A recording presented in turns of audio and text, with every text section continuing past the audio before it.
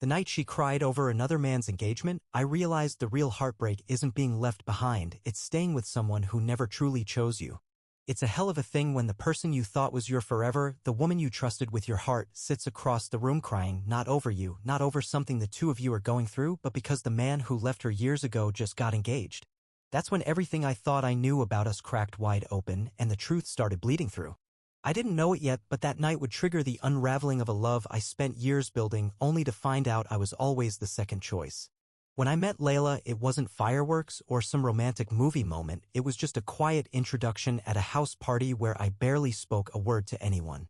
I'm not great with new people, and I'd had a rough time in the months leading up to that night, so I was just trying to exist in the corner without drawing too much attention. But she saw me. I don't know how or why, but she did.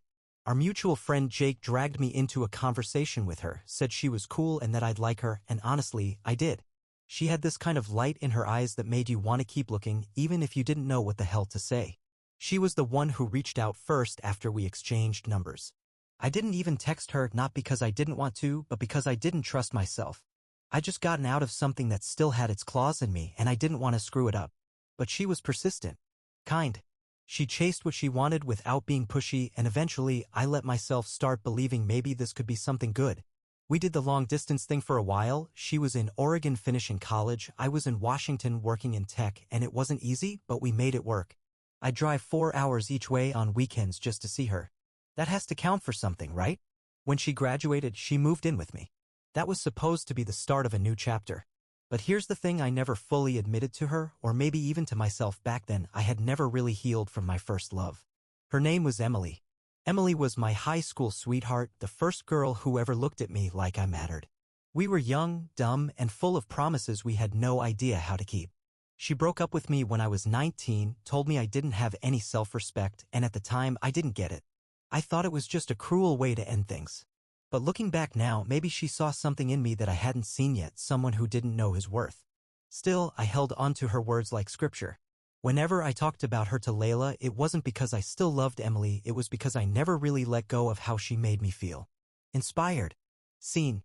Like I was capable of more, even when I wasn't sure what more looked like. But Layla didn't know all that. All she saw was her boyfriend bringing up his ex way too often. I could tell it bothered her. I saw it in the way her smile would fade whenever I quoted Emily or talked about something she once said. And still, I didn't stop. I should have. I know that now. But part of me was still stuck in that chapter, thinking I could rewrite the ending if I just kept believing in it. And then, a few months ago, something shifted. I don't remember the exact night, but I remember the moment. Layla had fallen asleep early. I couldn't sleep. My mind was a mess. I got up, sat on the couch in the dark, and opened my phone like a man looking for something he didn't want to find. Emily had posted engagement photos. Big smile. Gorgeous ring. Her and her fiancé looking like they just stepped out of a Pinterest board. It hit me like a gut punch I didn't see coming. I thought I was past it. I really did. But there I was, 24 years old, sitting in my own apartment, crying in the dark over a girl who hadn't spoken to me in almost 2 years. And Layla, she walked in on it. I didn't know she saw. I'd gone to the bathroom to clean up, and when I came back, she was in bed pretending to sleep. I laid next to her, tried not to breathe too loud, tried to shove the shame down into some corner of myself where she couldn't see it. But it was too late. I knew the damage was done. I wanted to tell her. I did. But how do you explain to the woman you live with that you're mourning someone else's future? I didn't bring it up the next morning. She didn't either. We both played our parts like it never happened. Coffee. Work. Texts at lunch. Dinner. Rinse and repeat. But something had cracked open that night, and there was no going back. The days after that night blurred together like a painting left out in the rain, familiar shapes smeared into something unrecognizable. Layla kept smiling, kept laughing at my dumb jokes, kept leaning her head on my shoulder during movies, but it all felt off. Like we were both actors fumbling through lines we didn't believe anymore, hoping the audience wouldn't notice. I kept telling myself it would pass, that it was just a rough patch, that seeing Emily's engagement had stirred up old ghosts. But they'd settle back down eventually if I just gave it time. I buried myself in work, stayed late at the office even when I didn't need to, came home exhausted, just so I wouldn't have to deal with the heavy silence that seemed to grow thicker every night between us. But grief isn't a polite guest. It doesn't sit quietly in the corner waiting for you to be ready for it. It barges in, throws its weight around, and demands attention. And mine showed up in ways I couldn't hide. There were nights I couldn't hold it together anymore. We'd be sitting there, half watching some sitcom neither of us cared about, and out of nowhere my chest would tighten, and my throat would burn, and I'd have to excuse myself to the bathroom before the tears came. I'd sit on the cold tile floor, pressing my forehead to my knees like some kid lost at the mall, trying to muffle the sound of my own heartbreak. Layla noticed. Of course she did. How could she not? She asked me more than once if everything was okay. I lied every time. Tired, I'd say. Work's been crazy, I'd add. Just stressed out. It's nothing. And every time, I watched her eyes lose a little more faith in me. The worst part wasn't the crying.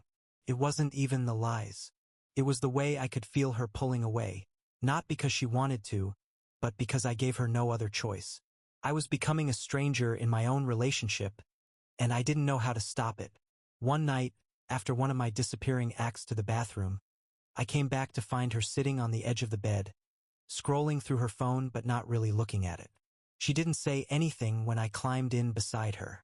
She just handed me a folded blanket from the foot of the bed without meeting my eyes. I slept on the couch that night without asking why. I think deep down we both knew. Something had shifted between us, something we couldn't name yet but could feel in our bones. I wanted to believe it was temporary, that we were just going through a rough patch like all couples do. But the truth was uglier. A part of me was still holding on to a life I never had, while another part of me was trying not to destroy the one I did. I kept hoping Layla would push harder, force me to talk, force me to confess. I wanted an excuse to pour it all out, to cry in her arms and have her tell me it was okay, that I wasn't broken, that she still loved me even if part of me loved someone else once. But she didn't. She gave me space. The worst thing you can give a man like me when he's drowning is space. Because left alone, I built a prison out of my own guilt. And somewhere in the middle of that silent war, I got an idea. A desperate, reckless, shame-soaked idea. If I proposed to her, maybe it would fix this. Maybe if I put a ring on her finger, it would rewrite the story. Maybe if I promised her forever, I could erase the part of me that still bled over someone else's happy ending. I started looking at rings the next day. I'll never forget standing in that jewelry store, staring down at all those perfect, glittering promises under glass, feeling like the biggest fraud who ever lived. The saleslady, bright smile, professional patience, kept asking me questions I barely heard. What's her style? Classic? Modern? Vintage? I nodded at random, feeling like I might throw up all over the polished counters. Somewhere in the back of my head, a little voice was screaming that this wasn't how it was supposed to be. This wasn't love. This wasn't right. But I ignored it. I picked a ring. I handed over a ridiculous amount of money. I walked out into the cold February air, clutching the tiny box like it held the key to fixing everything broken inside me. The next morning, I woke up earlier than usual. I made breakfast, pancakes, bacon, coffee, the whole deal, because I figured if I was going to propose, it needed to feel special somehow. Layla came out of the bedroom in her pajamas, rubbing sleep from her eyes, and when she saw the spread on the table, she smiled. God, that smile killed me, because she had no idea. She had no idea that just a few hours before, I had been scrolling through old photos of Emily like some heartbroken teenager. She had no idea that this ring wasn't about her. It was about me, about my guilt, about my pathetic attempt to patch the holes in a sinking ship. She sat down at the table, thanking me, telling me it looked amazing, reaching for the coffee I poured for her. And then, before I could lose my nerve, I slid the little velvet box across the table. She blinked at it, confused for a second. Then she looked up at me, eyes wide. I cleared my throat, heart hammering against my ribs like it wanted out. Layla, I started, voice shaking, these last 3 years with you, they've been the best years of my life. And I want to keep building a life together. Forever. She opened the box. The ring caught the morning light, throwing little rainbows across the table. For a second, a heartbeat, a breath, I thought maybe I had done it. Maybe this was the moment everything would heal. But then I saw it. The hesitation. It flickered across her face so fast anyone else might have missed it. But I didn't. I knew her too well. I saw the brief flash of confusion, of doubt, before she masked it with a bright, trembling smile and said, yes. Of course, yes. I slipped the ring onto her finger with hands that didn't feel like mine. We hugged. We kissed. We laughed awkwardly, both of us trying to sell the fantasy to each other. But deep down I knew. She wasn't saying yes to me. Not really. She was saying yes to the version of me she thought still existed, the man who had been fully hers. Not this hollowed-out wreck of a guy trying to outrun the truth. We spent the rest of the day calling family and friends, sharing the news. Everyone was thrilled. Congratulations poured in. Plans were made. Dresses and venues and guest lists were mentioned in the same breathless excitement.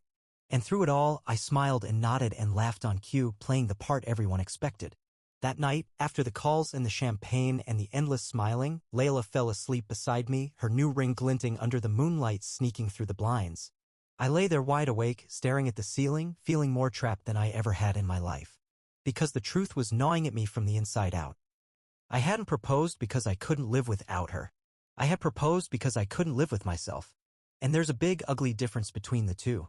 In the weeks that followed the proposal, everything on the surface looked like a dream come true, Layla beaming whenever someone grabbed her hand to gush over the ring, her friends squealing into phones about colors and cake tastings.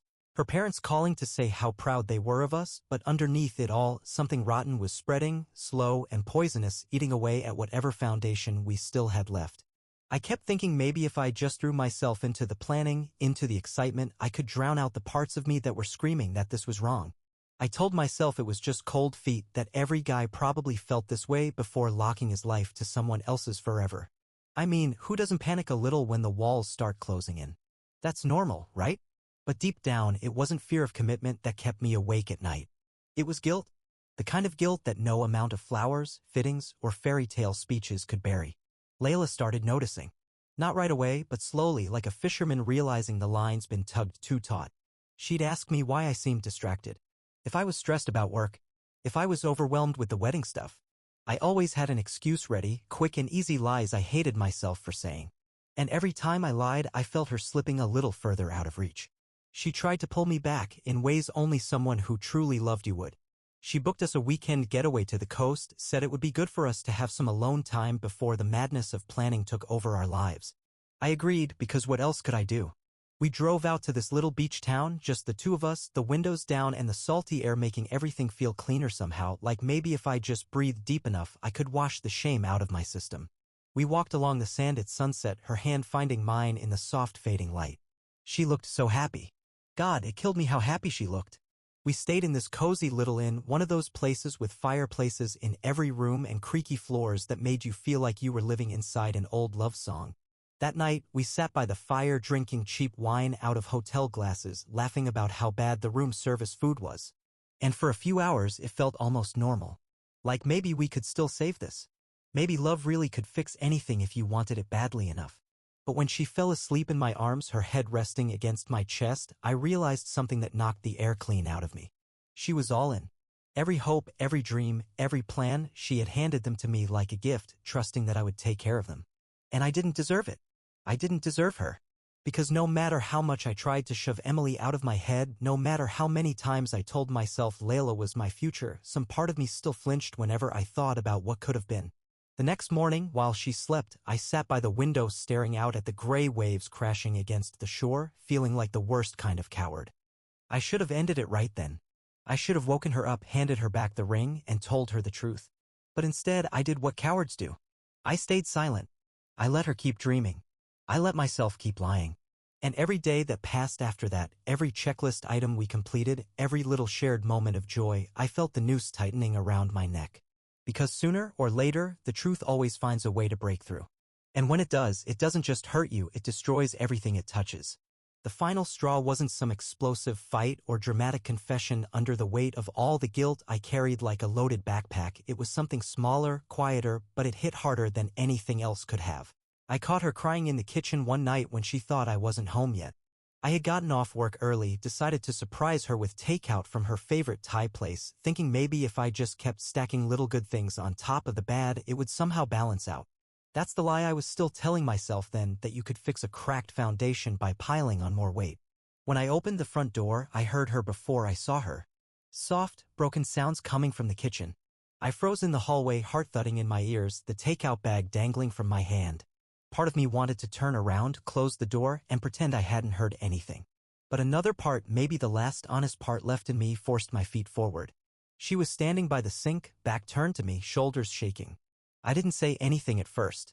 I just stood there, watching her fall apart in the one place that had always felt like the center of our home, and for the first time in months, I didn't feel guilty. I felt furious. Not at her. God, never at her. At myself. Because I had done this. I cleared my throat and she whirled around, wiping at her face, plastering on that same bright, fake smile she'd been wearing more and more lately. "Hey, you're home early," she said, voice cracking.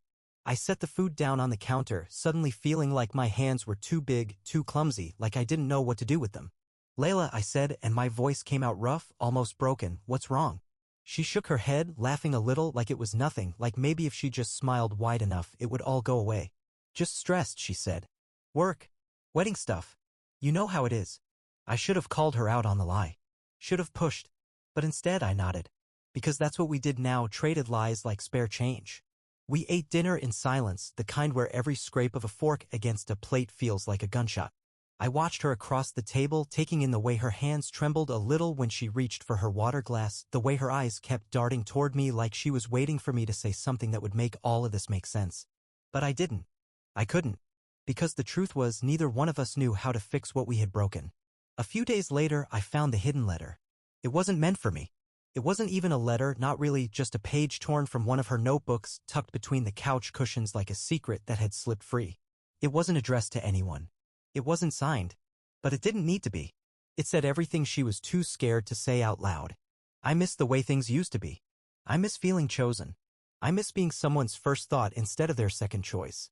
I don't know how to tell him that I see it. I see it every time he looks at me but sees someone else. I don't know how to leave without destroying both of us.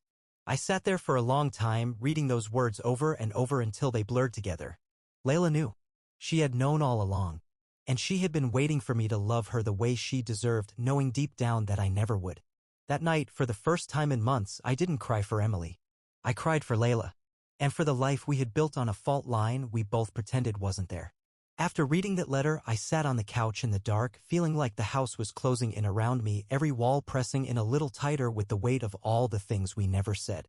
Layla was asleep in the bedroom by then, curled up under the blanket we'd picked out together last fall, laughing in some store about how ugly it was until she insisted we had to buy it because ugly things have character. It killed me, sitting there, realizing how many little memories we had built on a foundation I had cracked with my own hands. The thing about guilt is, it doesn't just eat at you, it eats everything you touch. It poisons the smiles, the conversations, the simple moments that used to feel easy. I thought I could bury it deep enough, work hard enough, love her well enough to make it disappear. But love built on guilt isn't love at all. It's a slow death, and I could see it happening now in every glance we shared, every silence that stretched too long. The next morning, I knew what I had to do. I didn't eat breakfast, didn't pour coffee. I just sat at the kitchen table, waiting for her to wake up, the ring box sitting there between my palms like it was burning me from the inside out. I heard her footsteps down the hall, soft and slow, and when she rounded the corner, still wearing that old t-shirt she loved, she froze when she saw me. She knew. Of course she knew. I motioned for her to sit, and for a second I thought she might run back into the bedroom and lock the door. But she didn't.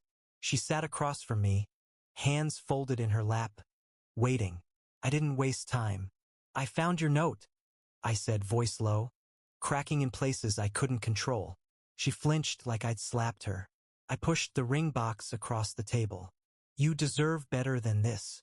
Better than a man who's too damn broken to see what's right in front of him." Tears welled in her eyes, but she blinked them back, sitting up straighter. "I didn't want to find it that way," she whispered. "I didn't want to hurt you." I laughed, bitter and tired. "Layla, you didn't hurt me. I did this. I hurt both of us." The silence that followed was the heaviest thing I've ever lived through. It wasn't angry or messy. It was just sad, quiet, like standing in the ruins of a house after the fires already burned everything to the ground. "I never wanted to be someone's second choice," she said finally, voice breaking in the middle. "I kept hoping you'd let her go, that you'd see me, that you'd choose me. I wanted to tell her I did choose her, that moving in together, loving her, planning a future meant something. But the words caught in my throat, because deep down we both knew the truth. I hadn't chosen her fully, not the way she deserved. And love without all of you isn't really love at all.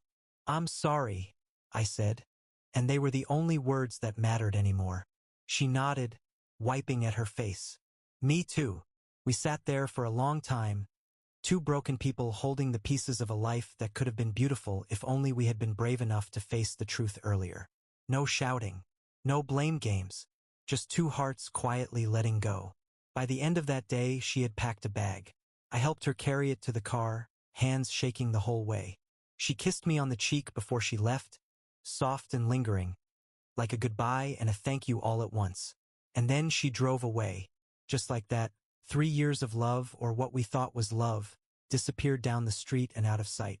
And I stood there on the porch, the winter air burning my lungs, wondering how it was possible to feel both completely empty and completely free at the same time. The first few days after Layla left were the kind of lonely you can't put into words. The kind that hangs in the air, thick and heavy, like the smoke that lingers long after the fire's been put out. I walked through our apartment like a ghost, half expecting to hear her laughter from the other room, half hoping to see her shoes by the door or her sweater draped over the back of the couch. But every room echoed back at me, hollow and accusing, reminding me that the life we had built together was already slipping through my fingers.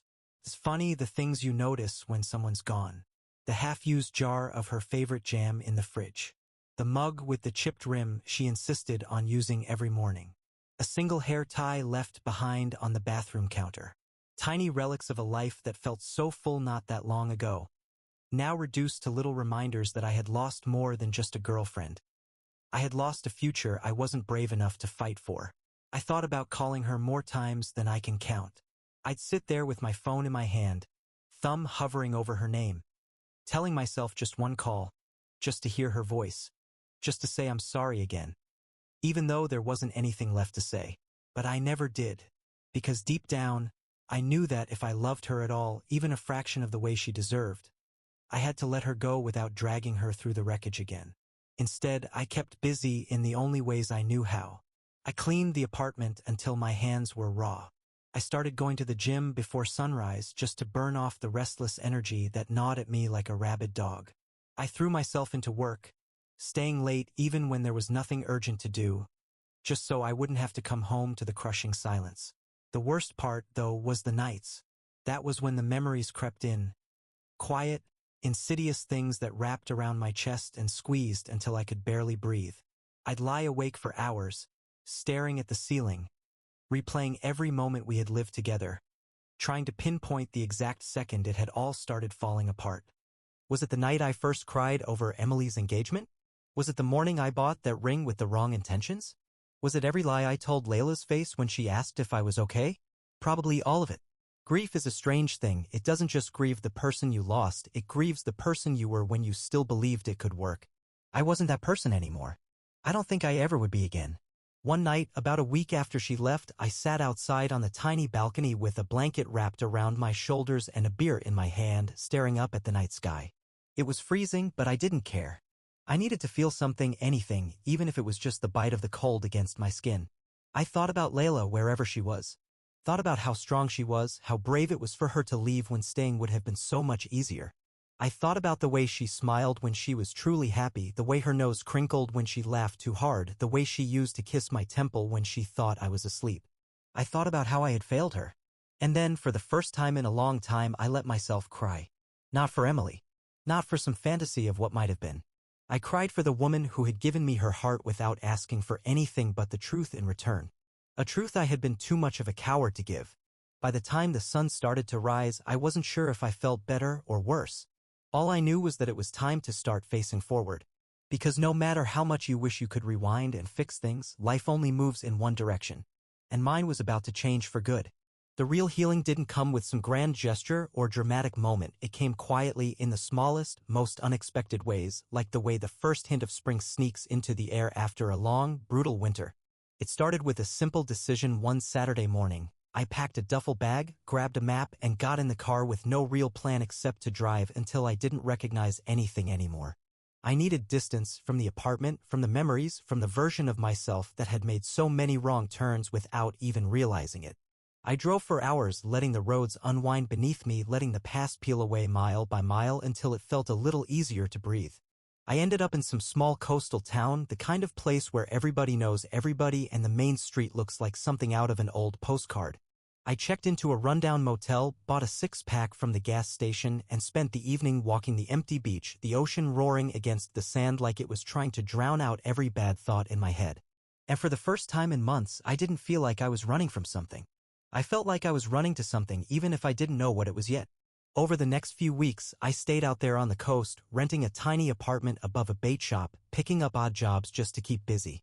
I learned how to fix fishing nets from an old man named Walter who could tell you the weather just by smelling the air.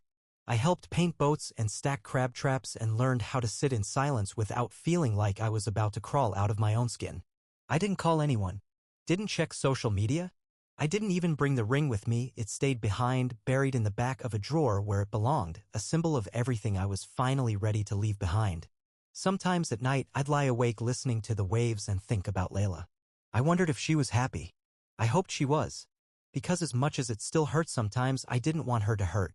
Not anymore. She deserved better than the man I had been. And maybe, just maybe, I deserved the chance to become better, too. One afternoon, sitting outside the bait shop watching the seagulls fight over scraps, Walter turned to me and said something that stuck. Sometimes you gotta lose what you think you want to figure out what you really need, son. I don't know if he was talking about me specifically or just rambling like he usually did, but it hit me straight in the chest.